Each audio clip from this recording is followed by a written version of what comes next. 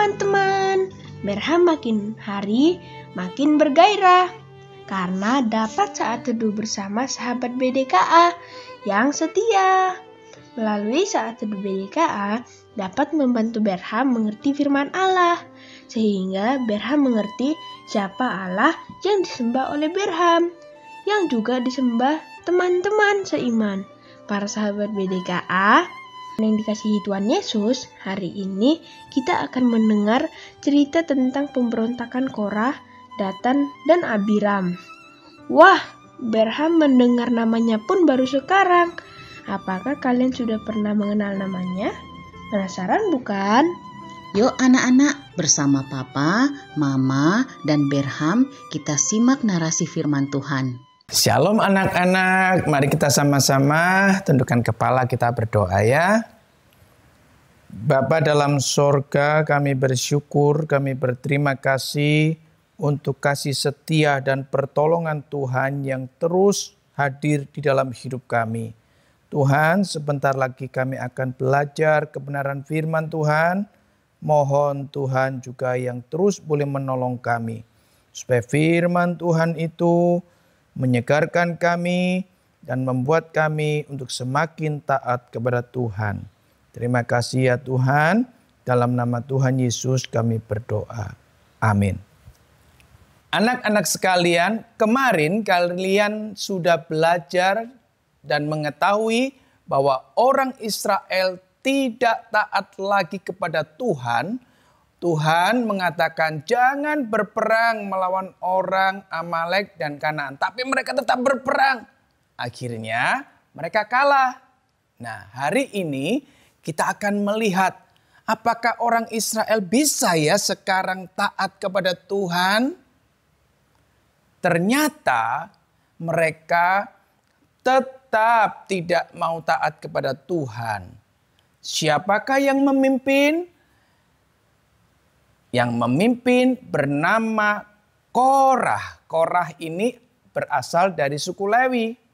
Nah, waktu Korah memikir ingin memberontak kepada Musa, atau kalau sekarang dikatakan ingin menurunkan, melengsarkan Musa dan Harun dari jabatannya, Korah tidak berani kalau dengan seorang diri. Maka Korah mencari kawan. Yang pertama Datan, kedua Abiram, dan ketiga adalah On. Ketiganya berasal dari suku Ruben. Tetapi On akhirnya mengundurkan diri, tidak ikut untuk memberontak. Sekarang ada 3. Tapi ketika mereka berpikir kalau 3, wah kurang dong. Kita harus mencari orang-orang pemimpin-pemimpin Israel, supaya kita punya kekuatan yang luar biasa untuk memberontak kepada Musa dan Harun. Maka didapatlah 250 orang pemimpin-pemimpin Israel. Mereka ini orang-orang yang terkenal, terkemuka. Mereka adalah orang-orang yang dipilih berdasarkan hasil dari rapat. Nah, mereka berunding pada hari yang sudah ditentukan.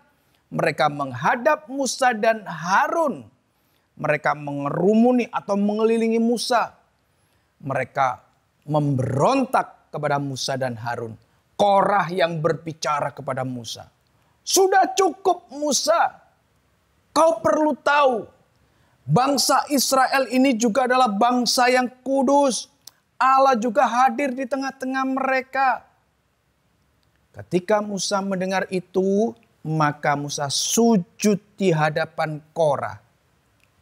Dan mengatakan, ya, coba besok pagi kita buktikan siapakah kepunyaan Allah, siapakah umat yang kudus, siapakah juga yang boleh mendekat kepada Allah. Maka Korah mendengar itu, Korah tidak menjadi sadar dan bertobat. Korah tetap pada pendiriannya, memberontak. Sebenarnya apa sih tujuan Korah memberontak kepada Musa? Dari kalimat Musa nanti kita akan tahu. Nah, berikutnya Musa mengatakan kepada Korah, Korah, Caranya begini ya, supaya kita bisa tahu siapakah umat yang kudus tersebut. Siapakah umat kepunyaan Allah tersebut. Siapakah umat yang boleh mendekat kepada Allah. Besok kamu, Datan, Abiram dan 250 orang membawa perbaraan, yaitu tempat ukupan, tempat api untuk ukupan persembahan kepada Tuhan. Korah setuju? Korah pasti setuju. Dan ada kalimat berikutnya dari Musa. Dengarkan Korah dan seluruh orang-orang Lewi. Masih belum cukupkah bahwa engkau sudah dipisahkan oleh Allah dari tengah-tengah bangsa Israel untuk boleh mendekat kepada Allah, juga untuk boleh melayani di dalam kemah pertemuan, dan juga boleh melayani umat Israel. Kenapa kamu masih menginginkan jabatan imam? Nah, ternyata disinilah kita ketahui sebenarnya Korah dan teman-temannya ini ingin mempunyai jabatan yang luar biasa. Korah ingin menduduki jabatan imam seperti Harun. Bahkan mungkin jabatan sebagai pengantara seperti Musa. Anak-anak sekalian, kita melihat dalam hal ini bahwa Korah tidak lagi ingat dengan peristiwa-peristiwa di mana Tuhan pernah menolong umat Israel. Yang diingat adalah menjadi seorang pemimpin adalah enak. Korah berpikir, aku tidak apa-apa hidup di padang gurun. Yang penting aku bisa menjadi pemimpin. Anak-anak sekalian, iri hati itu menyebabkan pemberontakan.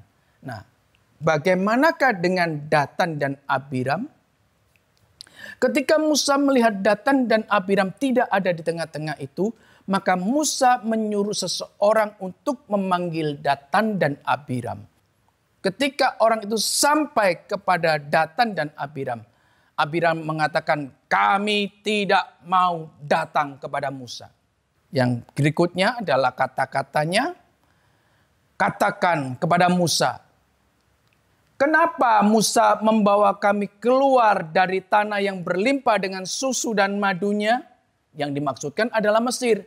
Padahal bukan. Allah mencatat negeri yang berlimpah dengan susu dan madu itu adalah Kanaan. Kalimat berikutnya lagi keluar. Kenapa kami harus mati di padang gurun? Kenapa kamu tidak memberikan kepada kami bangsa Israel ladang-ladang? Tidak memberikan kami juga kebun-kebun anggur. Sudah, jangan tipu kami semuanya. Jangan kau menjadi tuan atas kami. Perkataan tersebut disampaikan kepada Musa oleh orang yang disuruh atau diutusnya. Ketika Musa mendengar hal ini, maka Musa memohonkan kepada Tuhan sebagai satu bentuk pembelaan Musa kepada Tuhan. Dengan mengatakan, janganlah ya Tuhan terima persembahan orang-orang tersebut. Yaitu yang dimaksud adalah Datan dan Abiram. Anak-anak sekalian, sebenarnya baik Datan, Abiram, Korah, semua mereka memberontak kepada Musa karena mereka sedang iri hati. Walaupun ada satu kalimat kalau mau dijelaskan, mereka ingin melayani Allah. Seperti Musa melayani Allah. Seperti Harun melayani Allah. Tapi kalau mereka menolak pengantara yang ditetapkan oleh Tuhan yaitu Musa. Maka sebenarnya mereka itu yaitu Korah, Datan, Abiram dan 250 orang itu sedang menolak perjanjian Allah dan juga menolak Allah. Anak-anak sekalian, di dalam zaman ini juga begitu banyak orang ingin melayani Tuhan. Ingin melayani Tuhan. Tetapi mereka menolak Yesus Kristus sebagai pengantara yang sempurna. Sebagai pengantara yang sejati. Berarti pula orang-orang itu sedang menolak perjanjian Allah. orang tersebut sedang menolak Allah juga. Jadi, hai anak-anak sekalian, engkau yang hari ini mendengarkan renungan firman Tuhan, jangan engkau menjadi orang yang iri hati, memberontak terhadap orang-orang pilihan Tuhan. Juga ingat, jangan kau menolak pengantara yang sejati, yaitu Yesus Kristus, jikalau engkau ingin melayani Allah. Karena menolak pengantara sejati berarti menolak perjanjian Allah dan menolak Allah. Mari kita sama-sama tundukkan kepala dan kita berdoa. Bapa dalam sorga, kami bersyukur dan berterima kasih. Karena kasih-Mu, Engkau masih mengingatkan kami supaya kami mempunyai hati yang tulus kepada Tuhan ketika kami hidup di tengah-tengah daripada umat Tuhan.